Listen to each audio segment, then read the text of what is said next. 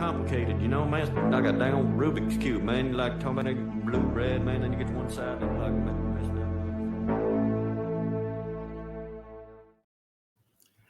All right, Scrump. Welcome to the Jay Burden Show. How are you doing? I'm doing very well. It's good to be here. Yeah, It's I'm good to be glad here, have you Jay. on. Sorry. Thank you. So there are a few people in these circles that I've been, I guess, tangentially aware of. You know, as long as you've been on the internet, you know, for a long time in relative terms. And so I'm curious, for those who aren't familiar with your work, could you describe what you do and where people can find you? Yes, I am Scrumpmonkey. People just call me Scrump. People ask me about the name. I just kind of got stuck with it. It was my name when things started happening, and they never stopped happening. So I to save confusion, I just stuck with it. To be honest, I chose it because it was never taken anywhere. I don't have to have numbers after it, but I do generally a weekly kind of stream show on my YouTube channel, which is of the same name. I'm basically anywhere I'm not banned, I still go by Scrumpmonkey. But I also have a Substack I contribute to, which is called Anti-Politics. And I also very occasionally, when we can, do real life events in the UK. And that comes under No Moss Events. And we'll hopefully be doing one in the early part of next year, although details of that aren't quite out yet. And we are still rebuilding the website after a little bit of data loss, but it should mostly be functional. But yeah, I'm Scrump. I do YouTubey things, I do internety things, and I do event things, and that's kind of it. And I've done online things, as you said, for quite a while in various guises, but I don't have a massive amount to shill. It's hard to explain what we do because it's very similar to what a lot of other people do, to be honest. But we try and do deep dives into stuff that isn't necessarily the current thing currently. We've been doing a lot about kind of UK legislation recently, but yeah, the main thing that I do with my co-host Evelyn and occasional co-host now Trig is we go over different subject areas in relative detail from I don't know what we're calling it, but let's say from a dissident perspective, and leave it at that. Well, I can confirm that your show with Evelyn is quite good. I listen to it fairly regularly. At my current job, I have a lot of time to go through content, and so I've gone through the backlog of that show, and it's quite good, especially because obviously there is a lot of churn, in kind of like day in day out politics that's not particularly worth your time. And I think you guys always do a good job of kind of tying things together into broader themes and broader agendas that I think is invaluable. So one of the things that I think that you have kind of uniquely being in these circles for so long is a larger perspective. It's often brought up that the memory on the internet is incredibly short. That people can't really think outside of the last week or so. So I'm wondering if you could kind of describe what you see as kind of like the common trends, kind of like the regular failings of the internet right. Does anything spring to mind? Well, I'll spoil some of the behind the scenes stuff and say we had a little bit of this conversation off air. You're not supposed to tell them, Scrump. It's supposed to be seamless. It's supposed to be. I'm showing you. I'm revealing all the seams. I'm being terrible, but it's very much the wear back. It's over cycle. It's something that exists in basically all online spheres, but I see it a lot with the online right. As you said, I've been in these circles for a long time. Compared to a lot of people, like you have trajectories of online celebrities that last maybe 6 months a lot of the time, and I feel like an internet wizened old man because I've been around in this form really with this name and this avatar and this set of gimmicks really since 2014, since late 2014, and I will use the G word. I've been around and was partially popularized by the advent of Gamergate, as a lot of us were. A lot of people who know me from the before time will remember I was the perennial co-host. I used to do stuff with Sargon, and then I used to do stuff with Dev, Sharp Fat Attacker. But I've been on a lot of different channels. I've spoken to a lot of different people, and throughout all of it, I've found that the most dangerous drug on the internet is hopium. The worst excesses you will see of the online right, as it were, or just dissidents in general, is when people think that they're winning, or at least winning from within their bubble. And that's where you get the, let's say, the Kekistans of this world. And some of the stuff you look back and think, what were people thinking? But it does, as I explained again, or as I explained in an episode of my show that's literally just called "It's Not 2015 Anymore." 2015 is a focal point for a lot of people who are the online right. That is what referred to as the meme war by some people. I know you're a bit of a Zoomer, so you came around a bit later. But what do you remember of the meme war era? So this is actually something that I talk about with my friends like quite a lot, because there's a distinct difference in pre and post Trump internet, right? So Zoomers are very much kind of children of the internet. Like I remember a time, just because I lived in a fairly remote area, where my family didn't have the internet, where my family didn't have smartphones. But that's a pretty early point in my life. Like realistically, I was born in 99, so you can kind of do the math that I was in grade school when Facebook came out. Yeah. And my first memories really of any political sense are of that initial Obama election, which is kind of tied up very much so with early social media. And so what I mean to say that is not just to like waffle on about my personal life, but to say that like I have a very close tie to the internet. And so I remember very much that kind of like early social media era when it was like, oh, you want to learn how to make crack? Well, guess what? You can find it on YouTube. It has 1 million views, and you can still make money teaching people how to make crack on the internet. That's like a silly example. And so what happened is that I was actually too young to vote for Trump the first time around by just a few months. I was 17 when he was elected. And I remember that kind of like meme energy. So I had been on, like image board culture, but I wasn't super active. It was never something that particularly grabbed me. But I remember this huge wave of energy behind Trump. But I kind of just thought it was a joke. Like no one, I never really thought it was going to happen. I never thought it was going to work. And so being from a red area in a purple, let's just say blue state, there's a huge feeling of hope around it. Because the conservative movement my whole life was despondent. Obama was this apocalypse. And it did kind of seem like this like magical victory.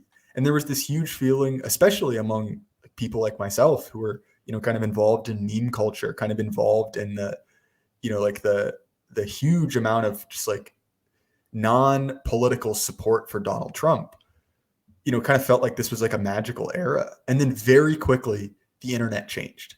This was kind of like the origin of, disinformation, the origin of a lot of the like crackdown on like the fun and the edgy parts of the internet. And so to me, what I think about is I recently went back through and rewatched Murdoch, which is kind of an artifact of that time. Oh God, yeah. And it's great because there's still parts of it that I think are actually kind of funny. Like if you were there's still things to laugh at. But it's convenient to watch it now as one body of work, because you can kind of see that rise of hope and then the slow descent into despair in an afternoon. You don't have to wait through it. And to me, right, like it was obvious fairly quickly that Trump wasn't going to be allowed to be our guy. If he ever was, he was never going to be allowed to be our guy. No. And so I think that your point of killing the 2015, killing the Kekistani inside of you is a valid one. Because you have to become like the punished version, like the eye patch version of yourself. I think that the idea that this will be settled via traditional politics and via the carnival energy of activism is folly. Again, I've been around so long that I was part of Chanology, which I had to, again, off air, remind you what that was, because it's been such a long time. That was the Church of Scientology versus 4chan.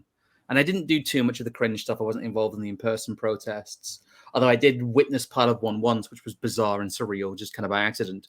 But I was more on the information gathering side, and there was that huge sense there that what people were doing was meaningful. It was one of the first examples of online activism breaching into the real world. It predates Occupy, and it was used as part of a template for Occupy, I think, in some ways. It predates things like the Arab Spring, which were very heavily astroturf. Spoiler alert to those of you who don't know about the Arab Spring.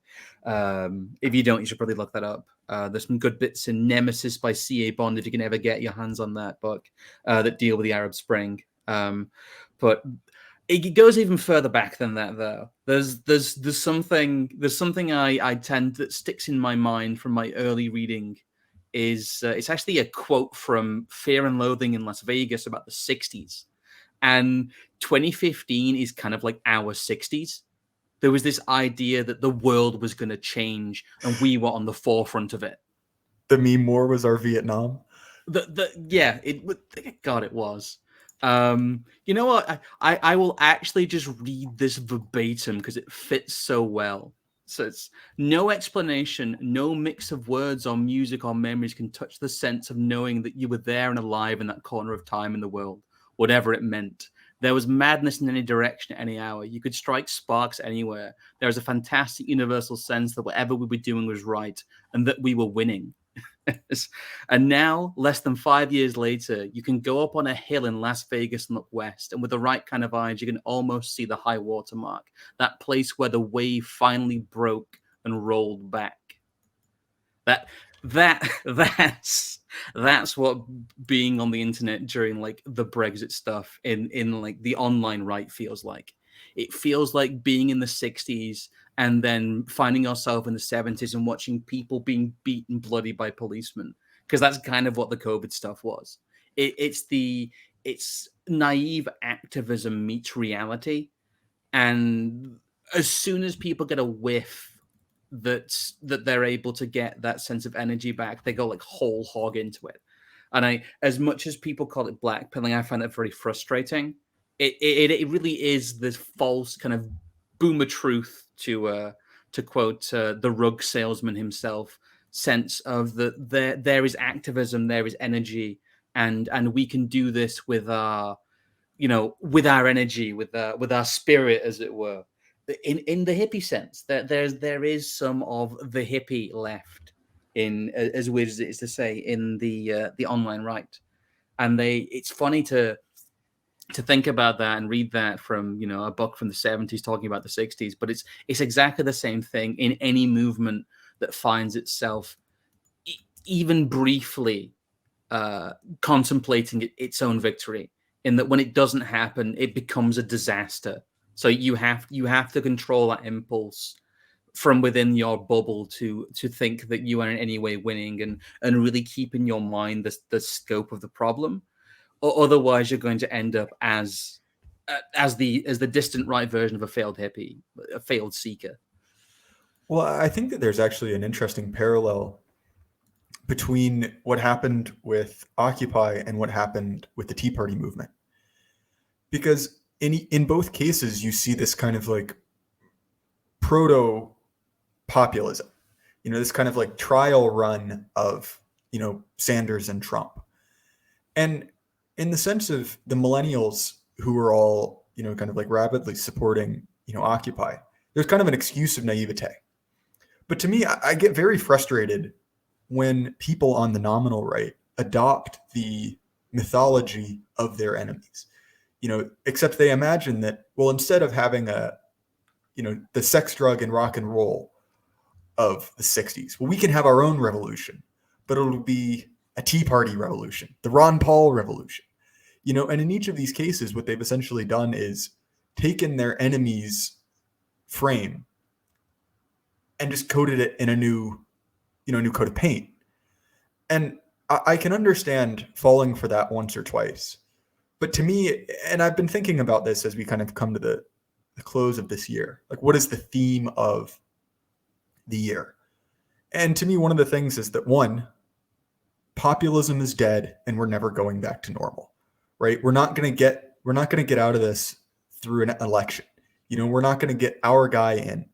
And to me, at this point, if you're still selling someone that, you're selling someone a lie. You're essentially just someone and this is this is kind of like the tried and true right-wing grifter, line, which is that you're essentially selling someone fake hope. It's just around the corner, guys. Like we'll outbreed the libtards, or we'll just vote extra hard, and that'll make sure that we win. And to me, at this point, it's like I don't understand. Like, this isn't a black pill; it's just reality. No, and that's the thing that, again, I get confused. Sorry, I get accused of being a black pillar sometimes in certain circles, and especially behind the scenes with certain communities. Like you mentioned, the whole skeptic community thing. There's people I've spoken to, or used to speak to in those circles, when I came to them and said, "Look, you do realize that at some point within this, like, if you're naive with your activism, people are going to start getting hurt. If you encourage people to go out and protest, and then the police show up and start cracking skulls, are you prepared for that? Are you prepared for the reality of what's coming?" And a lot of them, I disavow you're talking about violence. I'm just like, I'm talking about reality. I'm talking about the fact that if things get bad, people might physically come for you. Are you mentally prepared for that? And a lot of people I've spoken to who've, I'm not going to say who they are, but have been relatively big names in the past, weren't prepared for even that conversation, about the conversation of hard power and when it starts happening. Because this was during the early days of the lockdown. And I don't want to be, I told you so, or come over for some kind of hipster in terms of, I knew this before it was popular. But it's very obvious when a lot of that stuff started that it was going to get worse and going a lot longer than people thought it was. And people's mindsets weren't able to change in that. There's been a great filter, I think, if you look at people who used to be considered part of nominally the online right. Your Jordan Petersons, even. If you look at the way Jordan Peterson is regarded in many circles now, he's become a joke. That was obvious a couple of years ago to a lot of us. But finally, people are seeing that what was the intellectual dark web they're not our guys. And that's going to start happening, I think, with people like Elon Musk. Elon Musk is not our guy. He will never be our guy. He wants you to live on Mars with a chip in your brain. And that's just the front of house version. And I think that there's been a lot of progress in stripping away people's naivety, but it's the way people are programmed. It's the way people are educated. We are sold throughout our childhood and our adolescence the myth of the civil rights here in the 60s. And the Hunter S. Thompson quote is even more relevant when you get into that, because that's where the real naivety comes from. It is, again, the boomer truth regime of protesting works. You can have a bottom-up revolution. You can demand something of the power structure, and the power structure will acquiesce. And all of that doesn't work unless you're in power. They get it. It's not just that they're adopting their enemy's framing, like you said. It's that they're adopting a framing that will not work for them because their enemies have power and they do not. Again, to mention the rug merchant, he's got some good stuff about how really change is post hoc to what power wants. A lot of the legal stuff comes before a lot of the cultural stuff. If you look at the history of something in the US like miscegenation, that was legalized in the courts before it was considered more culturally acceptable. Law is upstream from culture that's the opposite really of what a lot of some of the people on the right were saying in the 2014, 2015 era, which is, if we win the culture war, that was kind of the early stage of what people then named the culture war. If we win this culture war, then we can take over politics. But as I think the lockdowns and COVID showed, there is a whole layer of hard power that will stop you doing that by force. And it is a struggle, I think, to remove the naivete of essentially we're going to have a right-wing 60s. And that's not going to happen, and that can't happen. Well, in a way, I feel like it would almost be more accurate to say that if obviously you can say that, culture is downstream of law, but I'd almost say that culture is downstream from power, because you see this quite often, that Team Red will quote unquote win a legislative victory, right? Like there's been discussions about, ending affirmative action. And if you've noticed, actually, affirmative action is illegal in several states. And nonetheless, it continues, despite the fact that it is illegal. And it's because essentially that the right doesn't have the power to enforce their laws when every level, and this really is the lesson of Trump, that it doesn't matter what the organizational chart says. It doesn't matter what the document, the Constitution. None of that matters if you can't make it matter, essentially. And I kind of got some pushback on this from people who I, have a certain degree of respect for. But essentially, especially as Americans, we kind of need to step over the Constitution. Obviously, I think that whatever instantiation of government you have in this massive land, will be connected, to the founding of our nation, just mythologically, right? You can't get away from that. But this idea that it's like going back to Kurt Doolittle, right? Going back to the proprietarians to make another callback, right? That if we just make laws, if we just have it written down somewhere, it'll matter. And I think that this is another kind of like founding myth of liberalism that we really need to get out of our heads, the kind of myth of rule of law. Because really, what's written down, like, it does matter in some sense, right? Like with certain things like traffic statutes and things like that. But when it comes to these like grand society-wide issues, it really doesn't matter. What it is, when law comes down, law is essentially the expression of power's wishes. Do you see what I'm getting at? Oh no, I see exactly what you're getting at. In fact, I have again from the Substack, or the Substack, but from this, I wrote a piece called "The American Disease" about the American mindset, and I have a zinger in there which just says the only situation I can see the Constitution protecting an American citizen is if they printed it on a Lexan shield. And I think if I actually sold bulletproof shields with the Constitution printed on them, I'd make a killing. But that's my opinion as well of the Constitution, in that it's almost diseased thinking to think, well, the Constitution protects me. I come from as well. I know it's a dirty word in these circles, but a libertarian background in terms of theory, not a libertarian background, but more of an Austrian kind of background, but the more political end of it. So I'm still someone who likes Hopper. I would tell people to read Democracy, the God That Failed. I think a lot of people throw the baby out with the bathwater there. I like what people like Pete Quinones do with the whole post-libertarian stuff, and a lot more of the kind of like hard-edged Mises people like Phil Bishop, who's a big fan, like I am, of Rothbard's Wilderness Years 90s writing, where he's talking about basically kill your local drug dealer. That's his idea of libertarian agorism, which is very very different than what you see in a lot of the Libertarian Party stuff. But it's something that people need to get out of, is the idea that the rules protect them. And that's a very big mindset of the mainstream right in America, that they must play by the rules. But I don't just want to be like blackpilling people again and talking about what I think is wrong. A big part of this, and you mentioned Occupy. The failure of Occupy is that it failed to build anything. There's really nothing remaining of Occupy. It was removed from the political landscape and went back from whence it came with nothing permanent. Can you think of a permanent kind of political organization or structure that came out of Occupy? Because I can't. No, yeah, I can't either. Which is it's very telling. It's like in ancient times, if you had like a minor civilization that got so destroyed by a major one, we no longer know it exists. Like there's just dirt and ash. It's like we don't know who these people were. And that's politically what Occupy became. They were politically genocided in a way. It's so completely that there's nothing remaining of them. And that, unfortunately, is the fate of the online right if they aren't able to build their own organizations, build their own communities.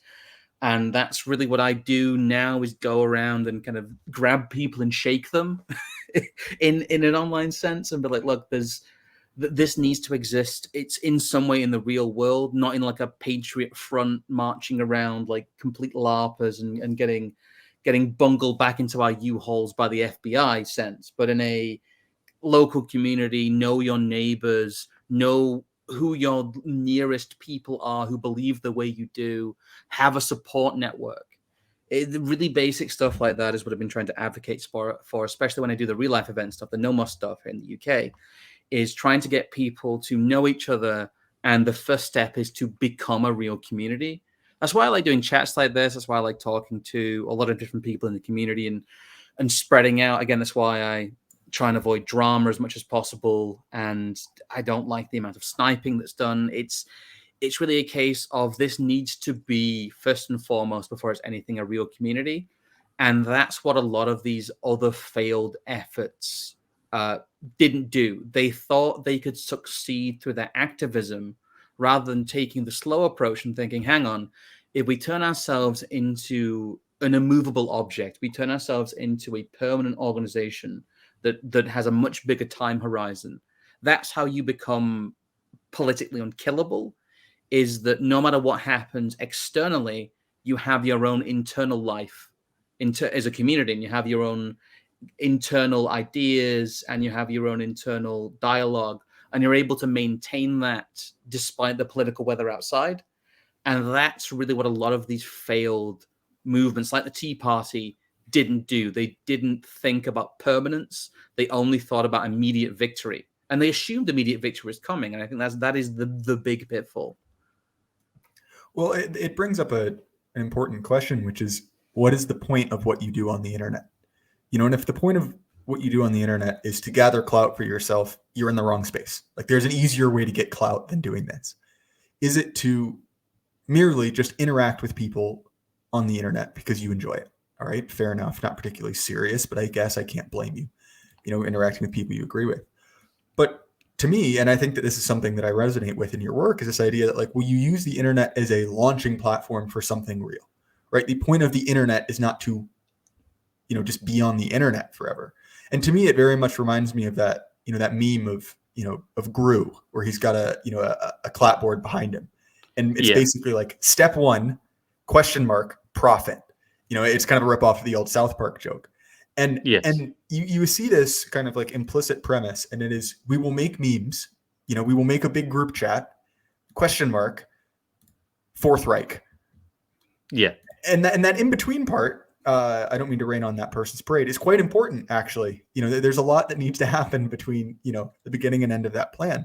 And so to me, I really do appreciate what you guys have done with the Nomos event. I know there's an organization, Shieldings, and, an old Glory Club has been doing similar things in the US.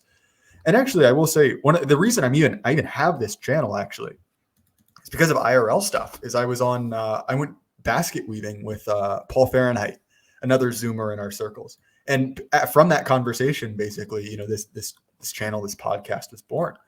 And so I think that, it is. I mean, I very another much fellow agree. weaver. Yeah. And I'm actually going basket weaving this Friday. Check the basket weaving server if you want to hang out with me in real life. But nonetheless, right, it's this idea that the internet is something for its own sake. Whereas to me, when I look at, like where the internet is kind of our enemy's territory to a certain degree, right? Because the internet is disconnected from reality. And I think that there was a time when the internet was ours, in quotes, kind of the pre-censorship, the pre-Trump era.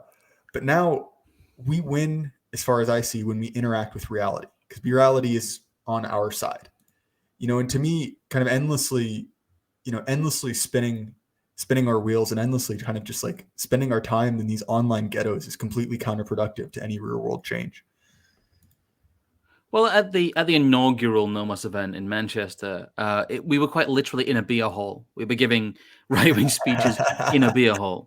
Marcus Count Dankula was there. It was a good night. But my speech there was just called "Welcome to the Real World" with a big picture of Morpheus, which I thought was appropriate. But it's the thrust of it is that if things get bad and you look at other parts of the world where it has got bad, they can just turn off the internet. Like you could wake up tomorrow and like Twitter, Telegram, Discord, YouTube, they no longer work on your phone. You've been locked out. There's some security emergency. There's something happening. It might just be the infrastructure in your country has degraded, but the internet can disappear in a moment's notice. And if the internet disappears and all of your friends and all of your support network suddenly disappears, you're in trouble. That is kind of like the internet prepper mindset, I call it, in that you need to be prepared for the unthinkable to happen, and the unthinkable for a very online person is that they no longer have the internet. And it seems like such a simple thing, but a lot of people don't think about that. A lot of people get very depressed or they give up when they lose their Twitter or their YouTube channel. I actually don't know how many times I've been banned from Twitter, because I used to have a very large presence on Twitter, which is how I know it's meaningless, because it doesn't convert very well. It doesn't convert very well at all. People don't follow links on Twitter. But I used to have accounts with 10,000 followers plus, things like that, and they'd get banned. But it's really, you have to assume that none of it's permanent. And I know people who've given up, who've left the internet because their YouTube channel got banned, and they couldn't deal with that. They couldn't face the fact that they felt like they'd lost what they built, and that meant that they didn't want to be. They went to take their ball and go home. They didn't want to be part of this anymore, because they built something and they felt they'd lost it. But the internet should be treated I'm somebody who has come from like the image board culture. I'm what they refer to as an old fag. I remember memes that no one else does, like finger boxes. And I know that the roll in Rickroll is from when there used to be a stupid picture of a duck on wheels on 4chan called Duck Roll, that people would link to instead of proper images. I am an internet sado, and I remember like 2006 memes. But the internet isn't real life. That's the big thing that people talked about. The internet isn't real life. That was always the mantra back then, and people don't believe that anymore. They think the internet is real life. They think the internet is very, very serious business, and to a degree it is. You should take certain things seriously, because the internet has such a big impact on the populace now, but you shouldn't let it have an impact on you. You shouldn't live what you see on the screen. You shouldn't let it live rent-free in your head. There's a lot of people who got very angry at me in certain chats, because they were getting very blackpilled about the power of the ADL. I was like, what? Why are you letting like Jonathan Greenblatt live rent-free in your mind? He's not stood behind you. He can't interfere with you. Go and meet people down the pub.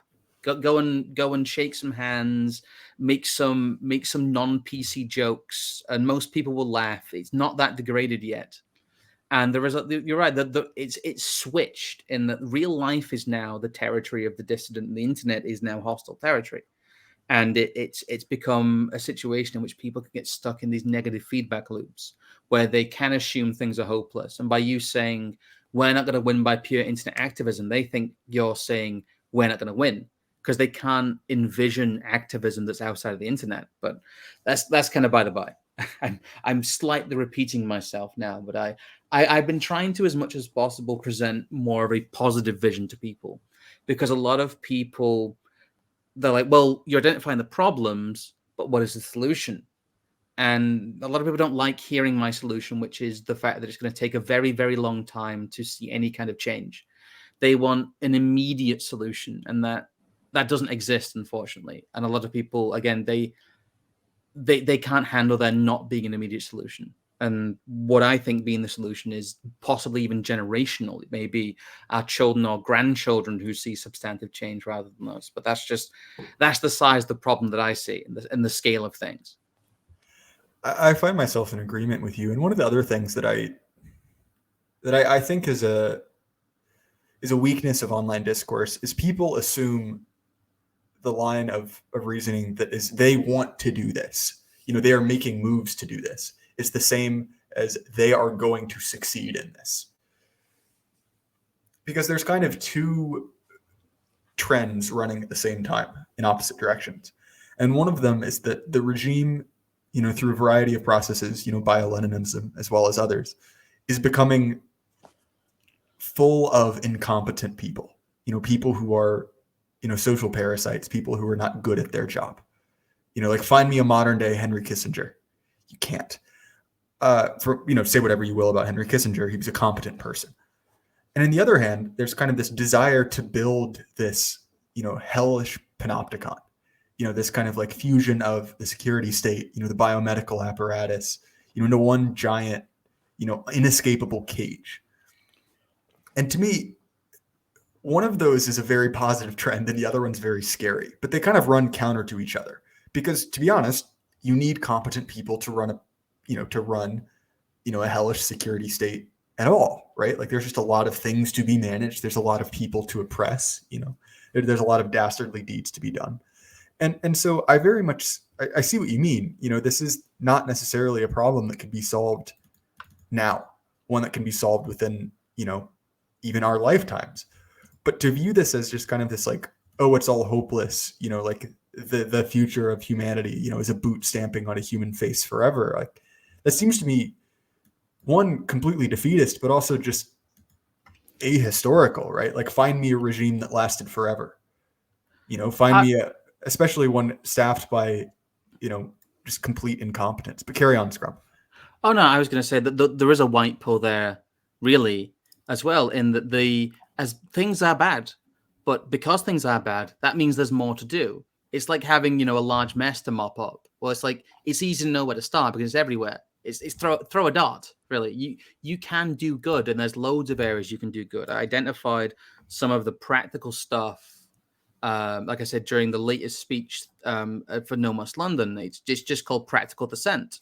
And it's completely stripped away the ideology of it in that what is needed is financial resources. If you're somebody who has means, even if you don't think you found what you can put that money to now, put some money aside and think, right, when I see a cause or an individual or an activity that I think I'm willing to put my money behind, I'm going to put my money behind it. That is more useful than all the internet posting in the world. Is have like if you're able to have like your little distant fund or your little emergency fund, or I'm gonna use this when the time comes fund.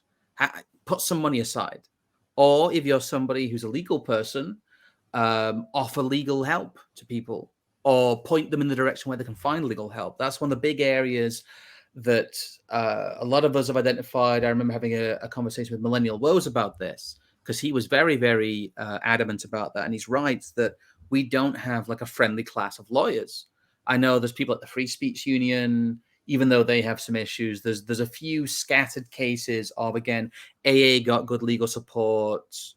Count Dankula got good legal support. Marcus got good legal support.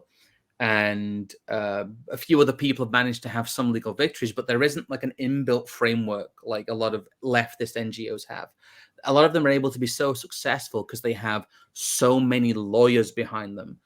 Lawfare is one of their primary weapons, and we need to get better at that and building some kind of legal class within the online right, the distant right, or the making it into a real world thing and then having lawyers behind it is incredibly powerful. And that's something that, I've had a few people reach out to me since I said that. I've had people talk about the fact that you can get actually insurance that covers you from defamation here in Europe, which is actually quite useful. I've been trying to reach out to people about that.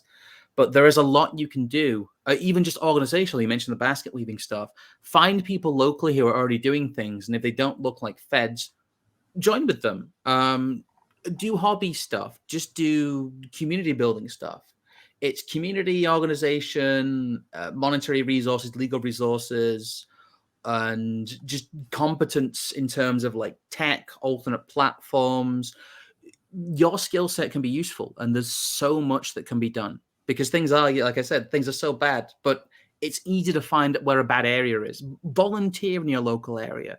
Become the person who like staffs the library or decides what needs to go on the notice board or something like that. Even small local positions. Go to town hall meetings. Find people who have grievances that are not being listened to, and if you have a platform, make yourself useful in terms of platforming people who don't have a voice as well. There's so much you can do with various different positions. If you're someone who's in industry, if you're someone who's like a manager or a CEO or somebody who has actual power, think about how you can use your position to make things better. Or if you don't think you can in the near term, find other people like you in your spheres. And again, when you feel you can, take some positive action, or just hire people who you think aren't going to be these incompetent wets, and try and build an organization that is lasting and can embody your values. There's just so much that can be done, and it frustrates me and upsets me sometimes when I see people go, well, you pointing out how bad things are is just saying nothing can be done. It's like, no, the worse things get, actually, the more can be done. and you should take it rather as a challenge to relish rather than an overwhelming instance to crumble from. Well, right, and I think that one of the guys who's the best on this is Conscious Caracal, right? He's a Boer. He's from South Africa, and Yes. he's a big part of essentially pro Boer activism. And he has a great article in his stream on this, where he essentially describes like, look, like there's a call to adventure in things going badly, right? That is a time of opportunity.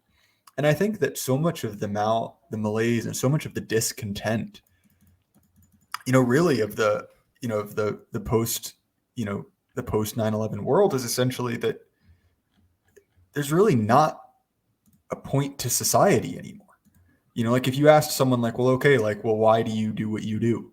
Past just kind of like meeting first order, like basic human needs. Like I need food, I need a place to stay.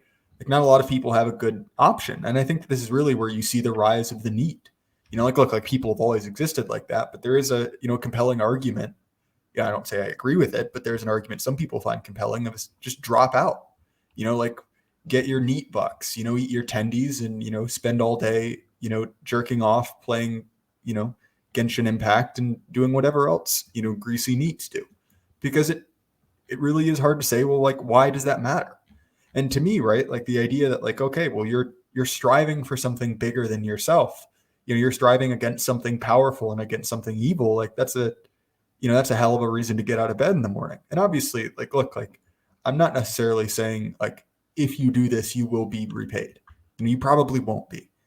But to me, right, like the problems facing us are not, at least currently, really economic. There are very few people I interact with who are unable to find enough to eat. That doesn't mean that the economy is going well. It doesn't mean that everyone has the, the amount of income they like, but, we're kind of above that baseline level of, like Maslow's, hierarchy.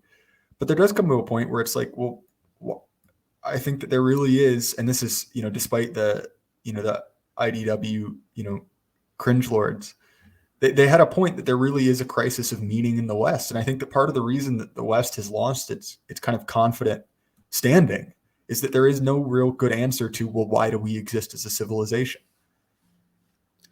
That is a huge problem. And I think that's deliberate. The lack of purpose and especially the lack of genuine belief in people's lives has been deliberately fostered. That is one of the most powerful tactics that the current order has used to pacify people. If people believe in nothing, they will find it very, very easy to do nothing. And they will find it very, very hard to find a voice of why they are dissatisfied as well. If they don't have a belief structure that goes beyond the immediate physical, then they essentially have no way out. There is nothing those people can do, because even if it's a tyrannical regime, even if they are quite literally living in the pod eating the bugs, it's like, well, they're eating, why are you angry? Utilitarian neoliberalism says if you have enough food to eat and you're warm, then, well, that's good. And if we make everyone like that, even if everyone's miserable, well, at least people aren't dying. At least people aren't starving. So the world's a utopia. You're in the pod, you're eating the bugs, but by our metric, that's utopia. And there's so much more than that to human existence. I couldn't really survive anymore or subsist in the more less skeptic side of, even though that crumbled the internet itself, really, after, especially the pandemic. They have no answer to that. Those people have no answer to what happened in 2020. But the idea that we all need to be liberal atheists, and not that I'm somebody who is part of an organized religion, I'm not, but there needs to be belief there. There needs to be a metaphysics. There needs to be something that people strive for that is greater for themselves, that goes beyond the rational that people have, that centers them, that they can anchor themselves to and become unshakable. There's a speech, you mentioned shieldings, that a good friend of mine, Panama Hat, gave at the inaugural shieldings, called A Guide to Authentic Reaction, in which he talks about, really, you must, to quote, I urge you to steep yourselves in the unwavering faith of the perennial world. And that you must, before you can do it outwardly, you must inwardly be a bastion. You must make yourself unshakable in terms of the basics of what you believe in if you're going to try and weather the storm and going to put yourself out there and take knocks, as it were, from the agents of the regime. Otherwise, you're not going to make it. And otherwise, we're not going to make it. It's something as well, I think, that we mentioned the pitfalls and keep mentioning the pitfalls. But it's a white pill in that things are so degraded. We've managed to pull ourselves up a little bit, but there is a lot more that can be done. And there's a long path to take. So as bad as things are, and as I think externally things are going to get worse, as we continue to build upwards, internally things are going to get better. And we're going to be some of the people in the, at least especially psychologically, I think, in a better position to deal with the world that we find ourselves in. There's a lot of fear porn out there. There's huge headlines in Europe about energy crises that are being manufactured and rolling blackouts, nuclear wars, and they're trying to get people just to curl up in their homes and disengage from it, to drop out. That is what they want. They want you not to care. And as much as a lot of the online activism has been, well, caring's cringe. You want to be a post-irony, meme lord. You want to care about nothing because caring about things is cringe. Just be a nihilist, bro. It's quite the opposite. You need to care. And I do this. I'm here because I genuinely do care. As cringe as it can sound to some people, there is genuinely something I think I can do that is good and is tangible and that will have a lasting impact. And if you don't believe that, if you're just making empty noise online, then maybe reevaluate why you're here and why you're doing this.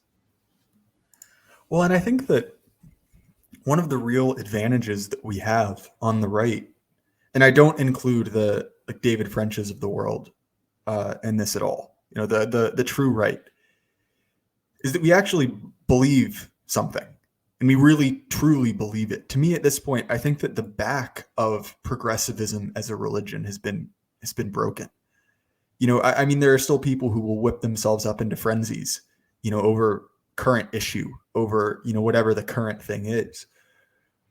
But I think that it's going to become harder and harder for people to really and truly, sincerely believe, the state religion, right? Like, it's going to be harder and harder to justify the fact that, well, why things are supposed to get better when you're in charge. John Lennon's Imagine is always 5 years away. But, despite you guys being in charge, everything sucks. And I don't mean to say that, there'll be a big moment where everyone will stand up and clap and realize what's really happening. But I think that sincerity is a powerful thing. And actually having something that, you believe in, and something that you really, truly are convinced by is an invaluable advantage. Well, there's a lot of lack of reasoning sometimes. There's people who think, well, you're just a Nazi. You just want to be in charge. You just want to control the boot. Like, why are you saying there needs to be a change in the power structure if you don't think that you're going to be in charge and hold the whip handle and you just want power? And there's a lot of that criticism that goes on here. But the real reasoning and the real kind of issue I see with the current system is that, as you said, it's hollowed out. It is at some point going to collapse. And the consequences of that collapse, if it's not handled properly and the competent people aren't able to step in, is going to be disastrous. It's very, very obvious that the people who are the current elite have kind of shut the door behind them. They've blocked off all the layers below them, and they are promoting as their immediate juniors laughably incompetent people who they find non-threatening. They're insulating themselves with a layer of absolutely broken incompetence as a way to stop those people usurping their thrones. That's the utility of promoting incompetent people. For those of you who don't know why they're doing it, that's why they're doing it. Because if your immediate junior is grossly incompetent, they are not a threat to you. That is what the current elite does. That's why they do it. But as these people start dying off and as these people start folding inwards and becoming more and more insular, things get worse for the rest of us. They don't have full control like a lot of people think. I always imagine it as they are the herders of chaos, really. They are the people best placed to herd the chaos around them because they are in power. But they haven't earned that power. A lot of them, they haven't earned their positions. A lot of them are 3 or 4 generations in as these managerialists. So some of them have started to become naive about it. They've started to sniff their own farts. They've started to believe the myths that their predecessors knew were myths. And that's where you end up with some of the worst examples of the mismanagement hitting reality and people suffering because they've bought into this lie that their predecessor knew was a lie. But now they don't have the intelligence and they're not smart enough really to understand how reality works anymore. And the longer we go and the bigger the panopticon gets, the two are related to each other. You mentioned the two positions of the rise of the incompetence and the rise of the panopticon. Those things are in reality in competition, but the way the elites see it is, well, if we have these AI automated oppression systems, we won't need to be competent. We'll have the technology do it for us. They have given up on the idea that they can have enough competent people to control society, and they are quite literally handing it over to the machines because they don't have the skills and the people to do it anymore. That's what the digital panopticon's about. They think they can automate their rules so they don't have to work anymore. They can't even be bothered oppressing us themselves. But it's not going to work. It's not functional. That's actually my take on Klaus Schwab, is that I think that far from being this kind of sinister puppet master, I think he's essentially a copium salesman. I think that he essentially goes around, to famous and powerful people and sells them the lie that they can live forever and have everyone under their thumb forever. And maybe that's a naive take, but that's kind of what I see in him. I think that's entirely true. And I think that there is a layer on top when you get to the apex of the power structure of incredibly competent people still. They still do have political geniuses. I mean, people talk about Blair, but Blair was a political genius. He still is a political genius. He's one of the greatest political geniuses of our time. He is somebody who was able to take and wield power and completely reshape Britain over the course of a decade into an unrecognizable place. He's not someone who wielded that power, I think, for good, but he's somebody who could wield power. And there are a lot of people still like that around. But I think this is the last generation of competence we're going to see from the current elite. They are, as I said, the layer below them. Who's going to take, like, Biden's a great example. They put Biden in because they couldn't think of anyone else. I mean, I don't know. I think that Kamala Harris will steer this country towards a bright future, augustly and well. She's the most competent candidate in history. I can't see the wheels staying on it for too much longer. The time horizon might be 10 years, it might be 100 years. You don't know, but the plane is pointing downwards. We might not be in the nosedive yet, but I don't think anyone, even on the left, even in these circles, would say that the current order in terms of is in the ascendancy. They are not in the ascendancy. And I think a lot of them within that might be starting to realize that now. I don't know. It's hard to read them from an external perspective. No, it definitely is. It reminds me of nothing so much as Kremlinology, right? Like just trying to read into this like opaque black box from the outside. So anyway, Scrump, I'm a little bit sick, so my voice is starting to give out, and we're getting close on time anyway. Is there anything you want to say as we kind of bring this to a close? Oh, no, I've talked a lot. I was going to ask you a couple of things. I was going to say that from a US perspective, I know you mentioned you do basket weaving over there, which is good. Is there anything we've not mentioned so far that you think people need to hear in terms of solutions? Because we're always big on problems here, we're always big on moaning, but like I always try to offer people solutions. So what's your take on the solutions? Well, and this is something I was actually talking to Charles Haywood about last night, which is that the U.S. is a prize, so to speak, right? Like if you're playing Risk, it's territory you want to control. And I think that just the value of the land alone, the natural resources, the industry that's still there, is such that there's kind of and maybe this is naive thinking, but there's kind of a hard cap on how badly it can be ruled just because someone else will take it. And that doesn't mean that our friends will take it. But I think that what I can imagine is that unless he's kind of sucked into the bureaucracy and eaten, I think that what we will see is kind of at the periphery of the empire, right? Places like Florida, places like California will kind of become de facto independent territories. As kind of the local elites realize, wait a minute, my best interest isn't in Washington. And the guy who wrote that Turbo America article, whose name I cannot remember off the top of my head, he puts forth the theory that the elites are essentially ideologically united. They're completely in one faction. And I can sort of see that, right? Like everyone goes to the same schools. Everyone, is kind of indoctrinated in the same centers. Our elite production is centralized. And I get that argument.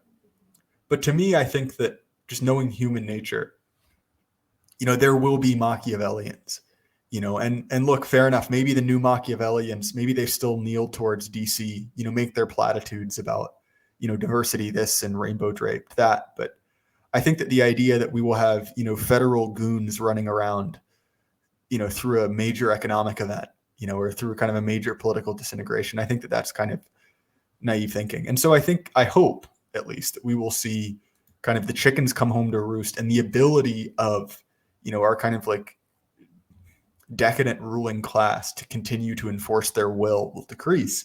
And I think that other people will step into that role. Again, maybe not us, maybe not our friends, but these are valuable. This is a valuable game.